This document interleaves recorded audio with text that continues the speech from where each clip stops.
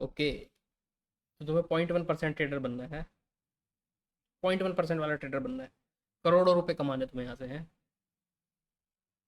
क्या तुमने उस टाइप का काम भी किया है, उस टाइप का वर्क भी इसमें डाला है कि तुम 0.1% ट्रेडर कहलाने लायक बनो? ठीक है, मैंने बतेरे वीडियोस देख लिए, मतलब लोग इसमें घुस जाते हैं, मुंह उठा के ट्रेडिंग अकाउंट खोला और आ गए, बाय सेल करने स्टार्ट हो गए, कॉन्फिडेंस से घुसे, 1-2 साल हम तो सीख रहे हैं, हम तो सीख रहे हैं, 2-3 साल बाद उन्हीं का वीडियो आता है, भाई हम तो बर्बाद हो गए भाई, हमारे पास 60 लाख का कर्जा आ गया भाई, हम तो स्टक हो गए, लाइफ में क्या हो गया भाई, हम तो सुसाइड कर लेंगे, हमारी तो ये हालत हो गई। बहुत सारे वीडियो देखे मैंने इसमें। मतलब एक हस्बैंड वाइफ है, ओ भाई हम क्या करें, हम हमारा खाना कैसे चलेगा, हमारा ये कैसे चलेगा, हमारा वो कैसे चलेगा, भाई मैंने ये कर दिया। अरे भाई, तूने कुछ नहीं किया, मैं तेरे को बता रहा हूँ, अब खुद देख लेना तुम। ठीक है, क्या तुमने ये सब चीज़ें फॉलो करी हैं जो मैं तुम्हें बताने वाला हूँ? अगर नहीं करी तो खुद सोच लेना कि तुम ट्रेडिंग क्या करा है तुमने फिर। ठीक है, सबसे पहले देखते हैं क्या होता है, क्या चीज़ तुम्हें सबसे पहली जो चीज़ है वो क्या करनी पड़ेगी, जो सबसे इंपॉर्टेंट है। ठीक है, फिजिकल बॉडी कंडीशनिंग। इसका मतलब क्या है? इसका मतलब है कि सबसे पहले तुम्हें अपनी बॉडी को जो है ना, उसी को प्रिपेयर करना पड़ेगा ट्रेडिंग के लिए। ठीक है, तो मुंह उठा के ट्रेडिंग नहीं कर सकते कि तुम आ गए और ट्रेड करना तुमने स्टार्ट कर दिया अकाउंट खोल के, नहीं, ऐसा बिल्कुल नहीं होगा। तुम्हें ट्रेड करनी होगी अपने पीक मेंटल स्टेट में, पीक जो बोलते हैं ना, एक काम स्टेट में। उसके लिए तुम्हें अपनी बॉडी को प्रिपेयर करना पड़ेगा। इसका मतलब क्या है? इसका मतलब ये है कि सबसे पहले अपनी अपनी जो मतलब किसी भी तरह का जो प्रॉब्लम है ना तुम्हारे माइंड में, वो रिमूव करनी पड़ेगी। किसी भी तरह का जो बॉडी में जो अनडिसिप्लिन तुमने पैदा कर दिया है, वो रिमूव करना पड़ेगा। इसके अंदर करना क्या पड़ेगा? इसके अंदर करना पड़ेगा तुम्हें सबसे पहले तो अपनी सारी बैड हैबिट्स को छोड़ना पड़ेगा।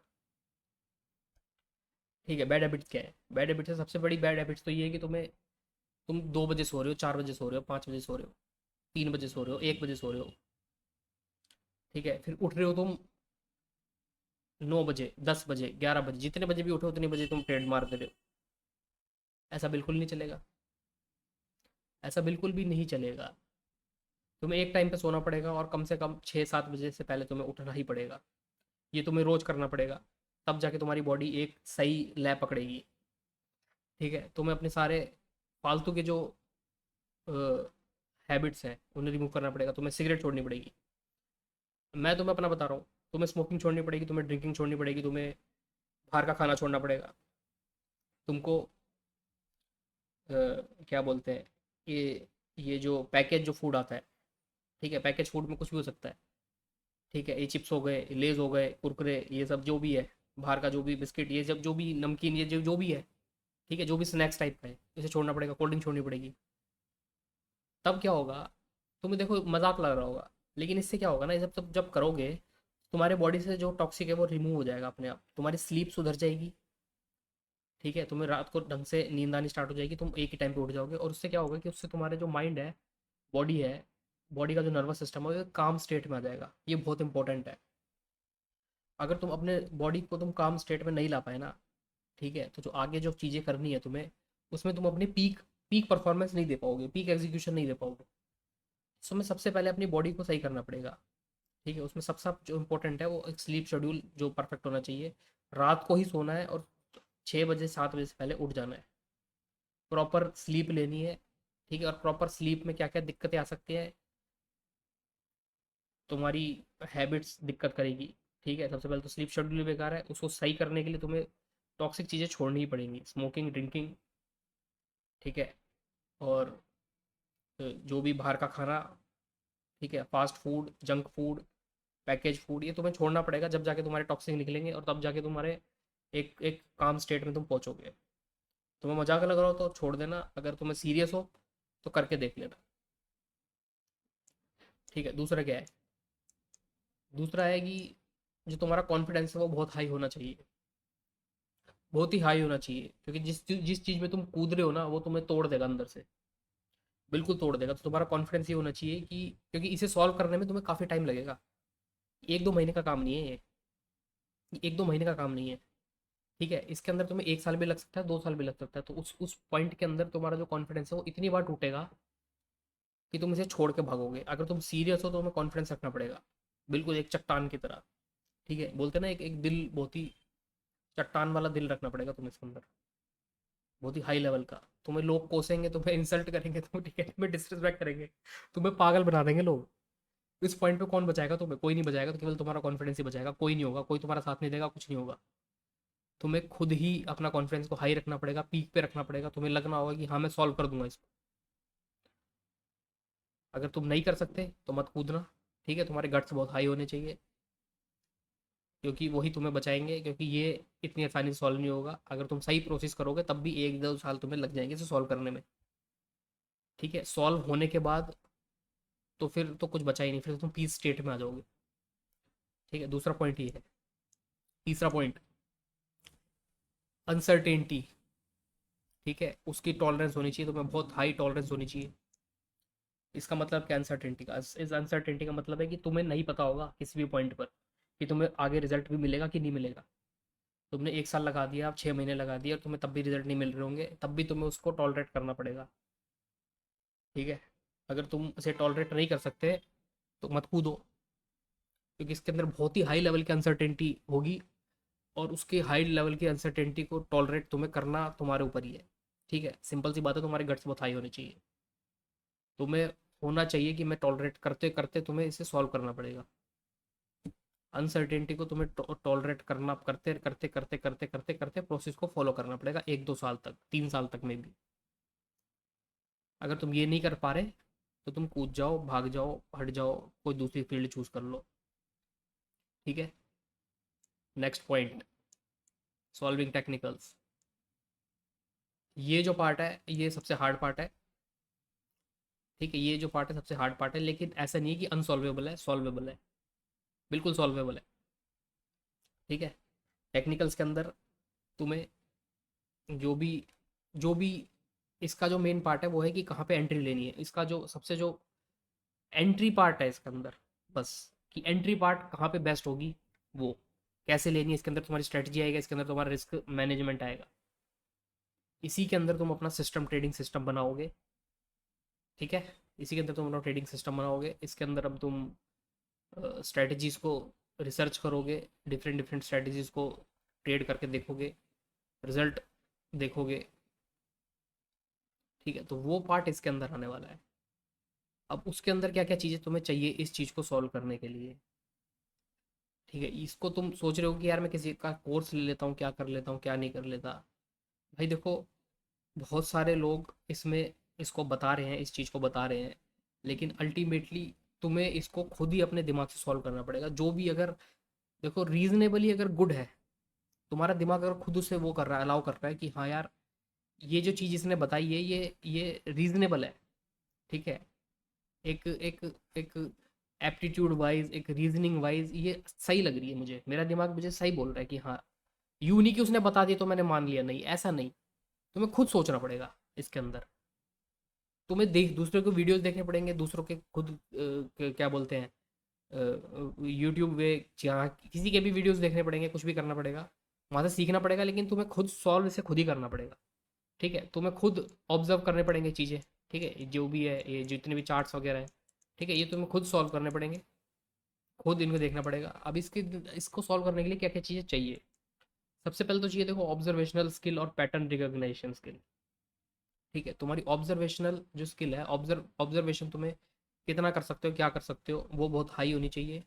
नहीं है तो बनाओ उसे, तुम्हें ही करना है, मैं तो अपना कर सकता हूँ, ठीक है। मैं जितना कर रहा हूँ वो मैं बता रहा हूँ, ठीक है। मैं यूट्यूब पे, तुम देख रहे हो कि मैं वीडियोस डालता हूँ, तो जो लोग देखते हो देख लो। पैटर्न रिकॉग्निशन स्किल्स तुम्हारी बहुत हाई होनी चाहिए। अब ये पैटर्न रिकॉग्निशन स्किल का मतलब क्या है? ये पैटर्न रिकॉग्निशन स्किल वो नहीं है कि तुमने भाई वो फ्लैग पैटर्न रिकॉग्नाइज कर लिया, ये कर लिया, वो कर लिया, नहीं, उसको पैटर्न रिकॉग्निशन स्किल नहीं बोलते, ठीक है। ये देखो, दिखाता हूँ तुम्हें, पैटर्न्स, ट्रेडिंग पैटर्न्स, चलो इसमें डालते हैं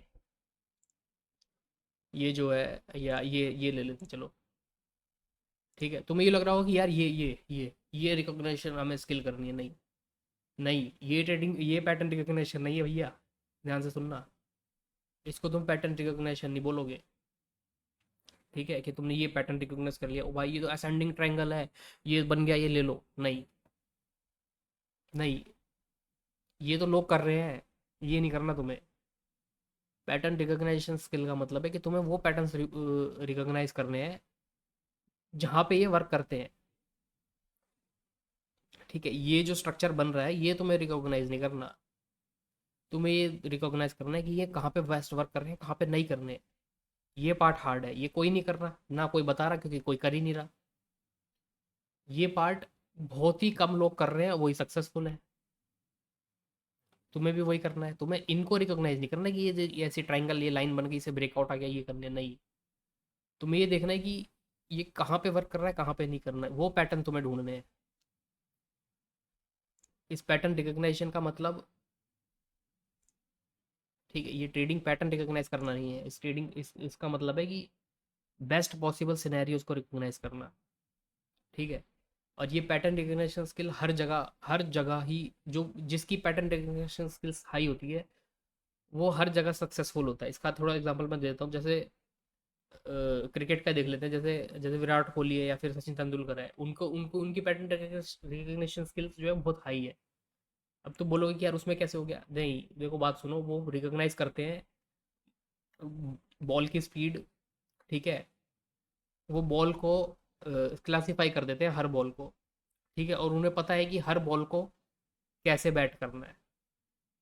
ठीक है, उनकी ये रिकग्निशन स्किल है, वो हर हर बॉल को क्लासीफाई कर देते हैं अलग अलग टाइप में।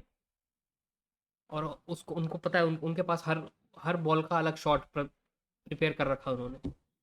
उनकी पैटर्न रिकग्निशन स्किल ये है। तुम पढ़ाई में लोगे, तुम जैसे कोई क्या बोलते हैं, कंपटीशन के एग्जाम वगैरह, जैसे आईआईटीजी या गेट वगैरह तुम अगर दे रहे हो, ठीक है, उसके अंदर भी ये बहुत हाई है। तुम्हें क्वेश्चंस के पैटर्न रिकग्नाइज करने पड़ेंगे, उसके उसके बेसिस पे तुम्हें उसे प्रिपरेशन करनी पड़ेगी। ठीक है, तो इसका मतलब ये है।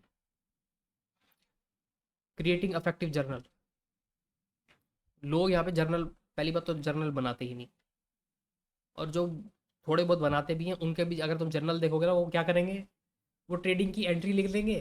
ठीक है, ट्रेडिंग की एग्जिट लिख देंगे, कितना प्रॉफिट हुआ या लॉस हुआ वो लिख देंगे। उससे तुम क्या पता लगा लोगे, तुम मुझे बताओ, उससे तुम क्या ही पता लगा लोगे। ये सब तुम लिख के क्या ही पता लगा लोगे। तुम्हें जर्नल ऐसा बनाना पड़ेगा जो तुम्हारी मिस्टेक्स को रिकॉर्ड करे।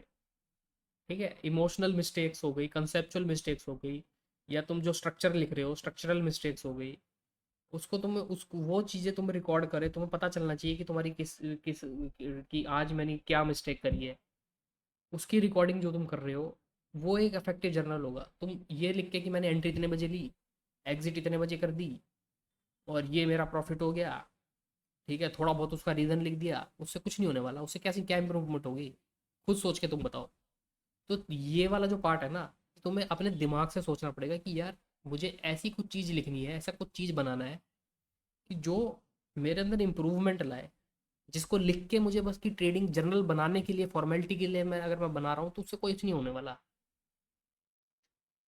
ठीक है, तो मैं तुम्हें एक बात बता देता हूँ, जितने भी सक्सेसफुल है ना, उनका ये जो जर्नल, जिसका जिसका भी जितना भी बेस्ट जर्नल होगा ना, ठीक है, ये जो जर्नल वाला पार्ट है, जिसका बेस्ट होगा वो उतनी जल्दी सक्सेस को अचीव कर लेगा, जिसका ये पार्ट बेस्ट होगा जर्नल वाला। ठीक है, तो इस पे तुम्हें ध्यान देना है। अब जो तुम जर्नल लिख रहे हो उसके अंदर मिस्टेक्स भी होनी ही चाहिए एक अच्छे जर्नल में। ठीक है, तुम्हें जर्नल को स्टडी करना है टाइम टू टाइम, 15 दिन बाद, 1 महीने बाद। और स्टडी करने के बाद उसमें जो प्रॉब्लम्स आई हैं वो तुम्हें, studying the journal and mistakes, mistakes और जर्नल को तुम तो स्टडी कर रहे हो ना, उससे क्या चीज़ निकल के आएगी, उससे तुम्हें प्रॉब्लम्स उसके अंदर निकल के आएंगी, वो प्रॉब्लम्स ढूंढनी है तुम्हें। अभी तक क्या है, अभी तक तुम केवल ट्रेड कर रहे थे, जर्नल भी लिख रहे थे, उसके अंदर तुम प्रॉब्लम्स नहीं ढूंढ रहे थे। प्रॉब्लम्स ढूंढना एक बहुत ही मेजर अपग्रेड है तुम्हारा। अगर तुम अपने जर्नल के अंदर मिस्टेक्स ढूंढ ले रहे हो तो उससे तुम्हें प्रॉब्लम्स निकल के आएंगी। प्रॉब्लम्स क्या है वो तुम्हें पता चलेगा। जैसे मैंने तो ढूंढ ली है, बहुत सारी ढूंढ ली है, उनको सॉल्व भी कर दिया है। ठीक है, प्रॉब्लम्स तुम्हें उस पॉइंट पर नजर आएंगी। प्रॉब्लम्स का एग्जांपल दूं, प्रॉब्लम्स का एग्जांपल मैं देता हूँ कि जैसे अ, तुम्हें जैसे ओवर एक्सटेंशन में प्रेजेंट है प्राइस। ठीक है, एक प्रॉब्लम का एग्जांपल दे रहा हूँ, ओवर एक्सटेंशन में प्रेजेंट है प्राइस, और नेगेटिव ट्रेंड था, ओवर एक्सटेंशन में प्रेजेंट है, तो उस पॉइंट पे तुम कैसे ट्रेड करोगे, ये प्रॉब्लम है। How to trade in a negative region if price present in a over extension, कैसे कैसे, ये क्वेश्चन है। इसे कैसे ट्रेड करोगे? अब इसको तुम ढूंढोगे, कौन बताएगा तुम्हें? यूट्यूब पे कौन बताने वाला है? तुम्हें खुद ही दिमाग लगाना पड़ेगा, खुद ही सोचना पड़ेगा कैसे बेस्ट वे है इसको ट्रेड करने का। ऐसे बतेरी प्रॉब्लम्स है, बतेरे कॉन्सेप्ट्स है। इस पॉइंट से तुम्हें कॉन्सेप्ट्स का ना एक टाइप से तुम्हें पता चलेगा कि क्या चीज़ है। ठीक है, कॉन्सेप्ट्स निकल के आएंगे। अब प्रॉब्लम सब में तुम्हारी धीरे धीरे आती जा रही है, आती जा रही है, आती जा रही है, तो उस प्रॉब्लम को तुम सॉल्व भी करते जाओ। जो प्रॉब्लम्स आ रही है, वीकेंड जो तुम्हें मिलता है सैटरडे संडे, उसे सॉल्व करो, रिकॉर्ड करो उनके सॉल्यूशंस, और जो भी कंसेप्ट तुमने प्रीवियसली बनाए थे, नए कंसेप्ट आए हैं, नए कंसेप्ट क्रिएट हो गए, ठीक है। अब जो सॉल्यूशंस जो निकले उन कंसेप्ट को अपग्रेड करो, ठीक है। जो भी कंसेप्ट तुम बनाते जा रहे हो उसे अपग्रेड करते जाओ। ये सब चीज़ें तुम्हारे टेक्निकल्स के अंदर आएगी, ठीक है। इसके अंदर काफ़ी टाइम लगता है, काफ़ी टाइम लगता है, एकदम से नहीं होगा। लेकिन अगर तुम जर्नली लिखोगे तो ये और टाइम लेगा, तो कभी सॉल्व ही नहीं होगा। जर्नल के साथ तुम सबसे पहले प्रॉब्लम्स मिलेगी, प्रॉब्लम्स मिलने के बाद देखो, प्रॉब्लम्स मिल गई तो उसका सॉल्यूशन हो जाएगा। प्रॉब्लम्स नहीं मिल रही तो फिर सॉल्यूशन ही नहीं होना। कैसे सॉल्व करोगे जब तुमने लिखी नहीं रखी प्रॉब्लम्स, ठीक है। तो उसके सॉल्यूशन तुम्हें ढूंढने हैं, और उसी उसी उसी सॉल्यूशन के बेसिस पे कंसेप्ट को तुम अपग्रेड कर देना है, ठीक है। चौथा पार्ट ये है, टेक्निकल पार्ट। पांचवा है पेशेंस। What is patience? अब मैं यहाँ पे अज्यूम कर ले रहा हूँ कि तुमने ये इसको, इसमें तुम आगे बढ़ गए हो, ठीक है। तुम्हारे पास स्ट्रैटेजी हो गई है, तुमने रिस्क मैनेजमेंट बना लिया है और जर्नल बना लिया है। धीरे धीरे ये इसमें प्रॉब्लम्स तुम भरते जा रहे हो जर्नल के अंदर, ठीक है। अब तुम्हारे पास एक स्ट्रैटेजी है, इस पॉइंट के अंदर एक स्ट्रैटेजी है और एक सिस्टम है। अब पेशेंस, पेशेंस क्या है? सपोज करो कि तुमने स्ट्रैटेजी बनाई कि भाई ऐसा सपोर्ट है, ठीक है। जैसे ये सपोर्ट है, ये वाला, ठीक है, ये सपोर्ट है। तुमने स्ट्रैटेजी बनाई कि जब ये इस पे आएगा तो मैं यहाँ पे एंट्री कर लूँगा, ऐसे एंट्री कर लूँगा, ये ऐसे ले लूँगा, ठीक है। तुमने ये तुम्हारी स्ट्रैटेजी है, ठीक है। मैं ऐसे कर लूँगा, ये 1:2 का मैं टारगेट बुक कर लूँगा, ऐसे करके। लेकिन तुमने किया क्या? ठीक है, तुमने किया क्या? तुमने यहाँ पे कुछ ऐसा बना, क्या बोलते हैं, अ, यहाँ पे क्या बोलते हैं, इनसाइड बार का कुछ सेटअप तुमने दिमाग में कैसे ढूंढ लिया, कैसे सुन लिया था, यहाँ पे बना, तुम यहाँ घुस गए, ठीक है। यहाँ तुम घुस गए, पेशेंस नहीं है यहाँ पे। और एक और बताता हूँ, यहाँ पे कुछ इस टाइप का कुछ ऐसा कुछ ट्रायंगल सा पैटर्न सा बना, तुम यहाँ घुस गए। बल्कि तुम्हारा ये है, तुम्हें पेशेंस यहाँ तक रखना था, तुम यहाँ घुस गए, ठीक है। अगर तुम्हारी स्ट्रैटेजी ये है, ठीक है, अगर तुम्हारी स्ट्रैटेजी ये है, लेकिन तुमने क्या किया, तुमने ये किया कि ये ऐसे बन रहा था, ये सपोर्ट बनाया, ये ऐसे आया, ये ऐसे आया, तुम यहाँ घुस गए, यहाँ घुस गए। बल्कि स्ट्रैटेजी तुम्हारी क्या थी? स्ट्रैटेजी तुम्हारी ये थी, स्ट्रैटेजी तुम्हारी ये थी, तुम यहाँ घुस गए। ये पेशेंस है, ये है तुम्हारा। प्लान के होने के बाद भी पेशेंस नहीं है। तुम्हें इधर तक आने का वेट करना था, लेकिन तुम बीच में कुछ ना कुछ अपनी खिचड़ी पका के घुस जा रहे हो कि नहीं, आज तो भाई, आज तो दे ऐसा है ना, आज तो न्यूज़ आई है, आज तो ये आया है, मैं तो न्यूज़ की वजह से घुस रहा हूँ। आज आज आज कर लेता हूँ, कब बाद में नहीं करूँगा। इसको सॉल्व करने में, इसको तुम्हें दिमाग में वो करने में, घुसाने में टाइम लगेगा।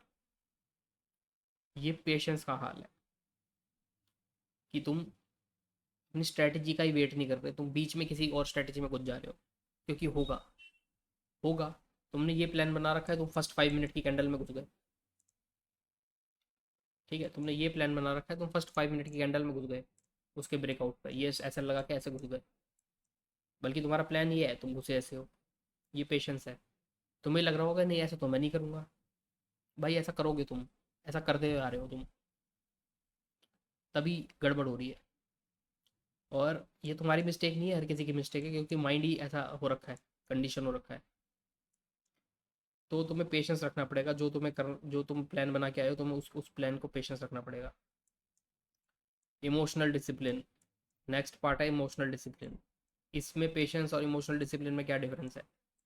ठीक है, पेशेंस के अंदर तुम स्ट्रैटेजी का ही वेट नहीं कर रहे, किसी और भी स्ट्रैटेजी में घुस जा रहे हो, ये पेशेंस है तुम्हारा। रैंडमली घुस जा रहे हो, ये पेशेंस है। तो पेशेंस में गड़बड़ है तुम्हारा, कि तुम पेशेंस ही नहीं हो अपने स्ट्रैटेजी को लेके, ठीक है। रैंडमली घुस रहे हो, किसी और स्ट्रैटेजी में घुस जा रहे हो, ये तुम्हारे पेशेंस में दिक्कत है। इमोशनल डिसिप्लिन में क्या प्रॉब्लम? इमोशनल डिसिप्लिन है कि तुमने तुम्हारी जैसे स्ट्रेटजी ये है, सपोज करो ये वाला एग्जांपल लेते हैं, ये ऐसे सपोर्ट, ये सपोर्ट बन गया, तुम्हारी स्ट्रेटजी है कि जब जब इस पे आएगा प्राइस तो मैं घुसूंगा।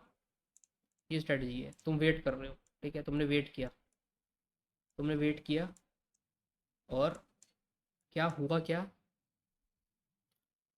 कि प्राइस इस पे आया, प्राइस इस पे आया, तुमने और वेट किया, वो प्राइस ऐसे चला गया। ठीक है, प्राइस इस पे आया और इस पे चला गया, अब तुम यहाँ घुस रहे हो। ठीक है, अब तुम यहाँ घुस रहे हो। ये तुम्हारे इमोशनल डिसिप्लिन की गलती है। तुमने स्ट्रैटेजी तो फॉलो करी, लेकिन तुम स्ट्रैटेजी जब आप एग्जीक्यूट करने पे आए, तुमने इमोशनली तुम वो हो गए, बेकार हो गए, खराब कर दिया। या फिर तुमने इस स्ट्रैटेजी का पूरा वेट कर रहे हो, ऐसे ऐसे आते आते आते आते आते तुम पहले ही घुस गए यहाँ पर, तुम यहाँ घुस गए। ठीक है, इमोशनल डिसिप्लिन नहीं है। तुम अपनी स्ट्रैटेजी तो फॉलो कर रहे हो, लेकिन ढंग से नहीं कर रहे।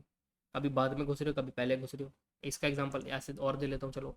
किसी की स्ट्रैटेजी अगर ये है, ठीक है, तुम्हें घुसना इधर है।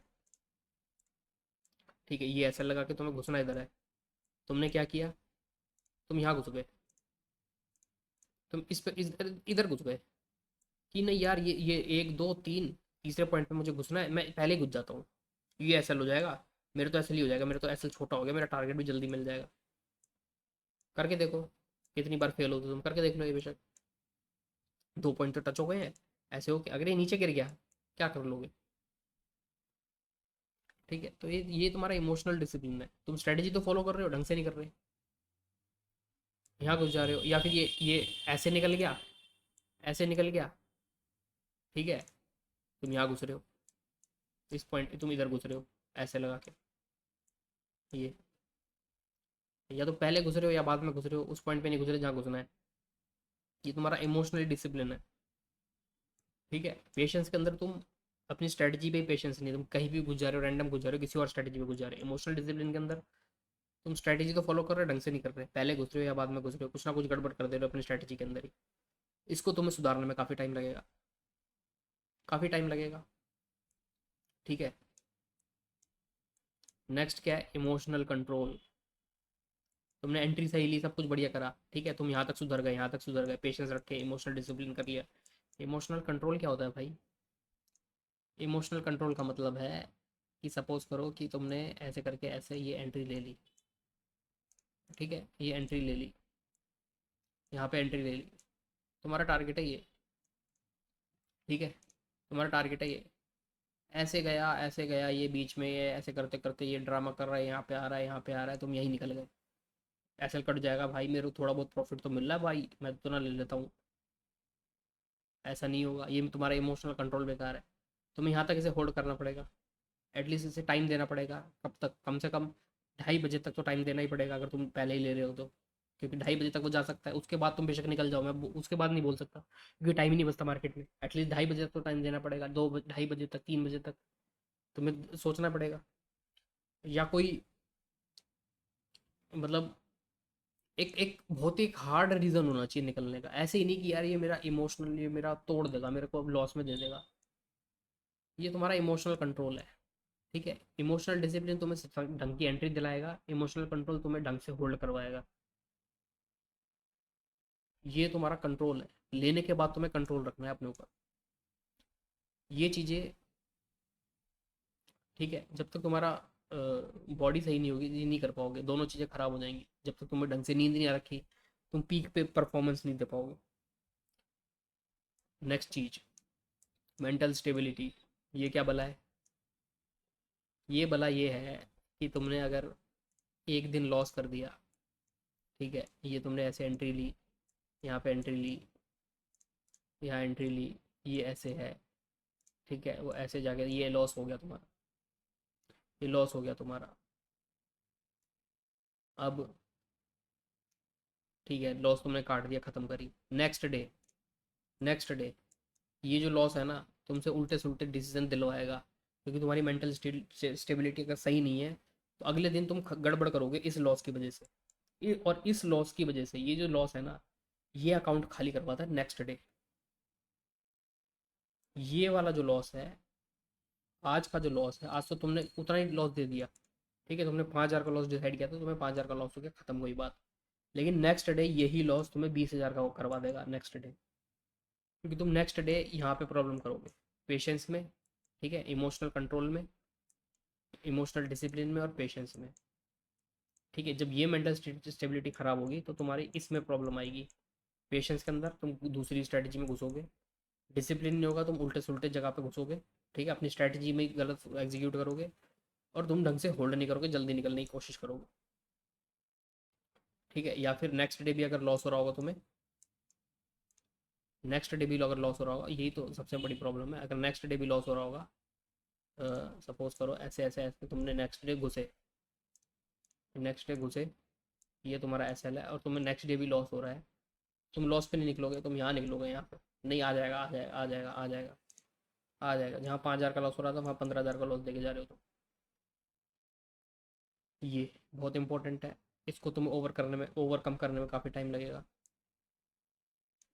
एट द एंड, जब तुम ये सारे सारे चीज़ों को मास्टर कर लोगे, ठीक है, बार बार करते करते गलतियाँ लिखते लिखते लिखते लिखते लिखते लिखते लिखते लिखते, तब तुम एक पीस में आ जाओगे, क्योंकि तुम हर चीज़ को सॉल्व कर चुके हो, तुम्हारा जो भी सिस्टम क्रिएट हो गया वो परफेक्ट हो चुका है।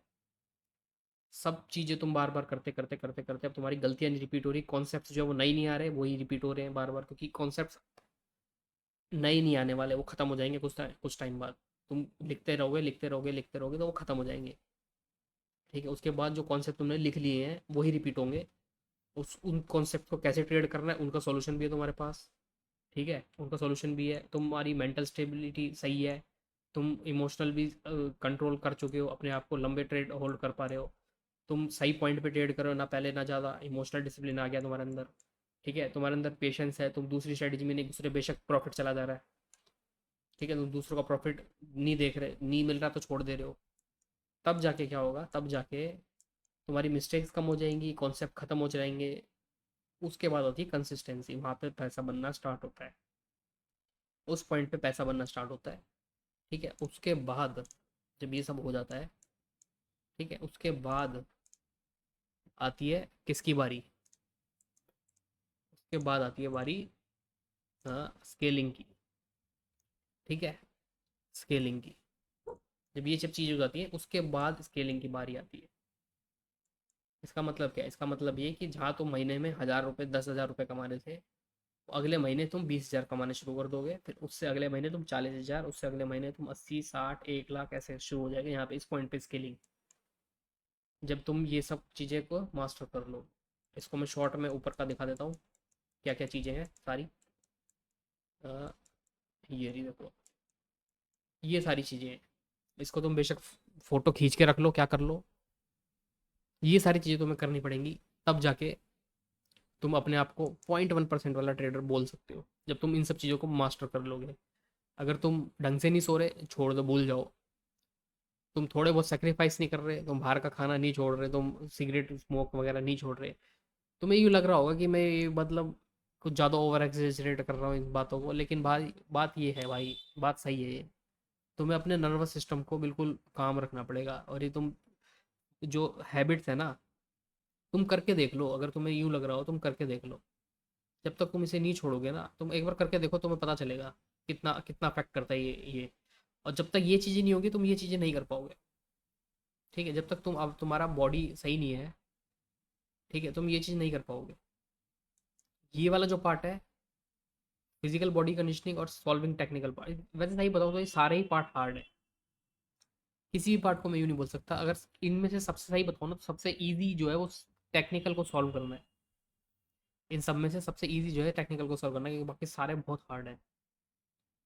इसके अंदर तुम, इसके अंदर कोई एप्टीट्यूड से सॉल्व नहीं कर सकते इन चीज़ों को, पेशेंस को, इमोशनल डिसिप्लिन को, इमोशनल कंट्रोल को, मेंटल स्टेबिलिटी को, ये एप्टीट्यूड से तुम सॉल्व नहीं कर सकते, ये केवल और केवल तुम्हारे विल पावर से सॉल्व होती हैं चीज़ें। ठीक है, तुम यूँ नहीं कर सकते कि मैं इसे काफ़ी पढ़ लूँ, ठीक है, मैं तो काफ़ी पढ़ाई कर लेता हूँ भाई, मैं तो बहुत इंटेलिजेंट बच्चा हूँ, तब भी सॉल्व नहीं होने वाली ये चीज़ें उससे, ये तुम्हारे गट से सॉल्व होंगी। ठीक है, तुम्हारे विल पावर से सॉल्व होंगी ये चीज़ें, और इसको सॉल्व करने के लिए तुम्हारी बॉडी पीक पे होनी चाहिए, जब तक तुम्हारी बॉडी पीक पे नहीं है तुम इसे सॉल्व नहीं कर पाओगे। तो भाई आप खुद सोच लेना, तुम किस पॉइंट पर हो, कहाँ तुम अटक रहे हो, और तुम सोचो कि तुम क्यों सक्सेसफुल नहीं हो रहे। तुम्हें खुद पता चल जाएगा कि तुम क्यों सक्सेसफुल नहीं हो रहे, या क्यों क्यों क्यों 0.1% ट्रेडर ही सक्सेसफुल है इसके अंदर, क्यों तुम लॉस कर रहे हो, क्यों तुम पैसे नहीं कमा पा रहे इससे। जरा ध्यान से देख लेना इन सब चीज़ों को, कहाँ तुम अटक रहे हो। और मैं तुम्हें बता रहा हूँ, मैक्सिमम लोग सारी चीज़ों में ही अटक रहे होंगे। ठीक है, जिसकी ट्रेडिंग के बाहर की लाइफ अनडिसिप्लिन है ना, वो इसके अंदर सक्सेसफुल हो ही नहीं सकता। तो मैं बाहर भी, ट्रेडिंग के बाहर भी डिसिप्लिन मेंटेन करना पड़ेगा, तब जाके तुम इन सब चीज़ों को सॉल्व कर पाओगे। तो ठीक है भाई, अगर कूद रहे हो तो ढंग से कूदो, वरना मत आओ। Thank you. और मतलब मेरे अगर ट्रेडिंग कोई वीडियोस देखता हो तो उसमें मैं काफ़ी चीज़ें, मतलब ये चीज़ तो तुम्हारी उससे सॉल्व हो जाएगी, टेक्निकल वाला जो पार्ट है, काफ़ी चीज़ें मैं इसमें ही बताता हूँ। तो थैंक यू।